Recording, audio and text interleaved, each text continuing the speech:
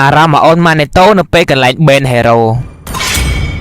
ប៉ាគីតោកបែនប៉ាគីតោកបែនប៉ាគីតោកបែនប៉ាគីតោកបែនប៉ាគីតោណាប៉ាគីតោចាបែនឥឡូវអូនម៉ាណេតូវាផុតកម្មមួយហើយនៅសល់កន្លែងភិកហេរ៉ូមួយទៀតយកចៃម្រាយលើបងជិះលើកជាមួយហ៎បងជិះលើកជាមួយហ៎បងហើយឈួតទេអាឈួតចៃបងគេយកបាត់លើបង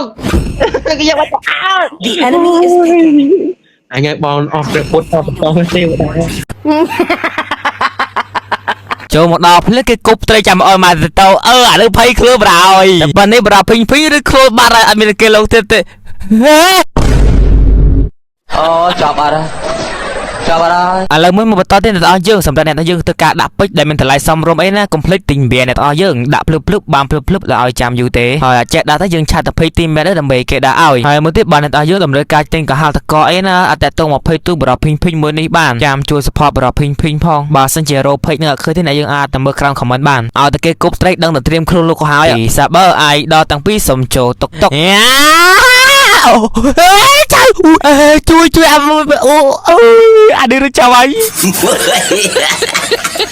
គ្រប់គ្នាគេសុំចូល TikTok តែម៉ាលីសានេះគេសុំចូលបេះដូងសម្រាប់បេះដូងអូននៅភូហ្នឹងអូនហ្នឹងវាដាក់បាន2កន្លែងនេះបរោភីងបុកវាសនាមួយឃើញដាក់ស្លាក់ផ្លាប់ងាប់នឹងមួយប្រោយទៅខឹងមែនគ្រាន់តែបុកងាប់ភ្លាមលយណាស់អាយដល់អត់មានខឹងណាយកំពុងតែជីឡានក៏ផ្លេទេទៅ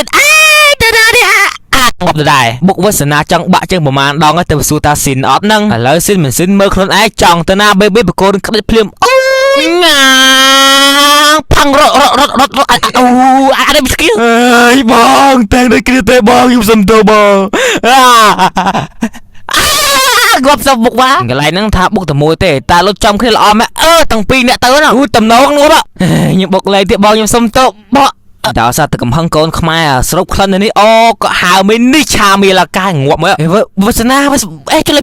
ខ2នឹងមិនឌូអូលូហ្គេមចាញ់រៃអត់ចោលទេអាចរឹកមែនដល់យើងលេខហ្គេមវាយដល់ពេលលេខហ្គេមចាន់អល់អញខ្ពើមែន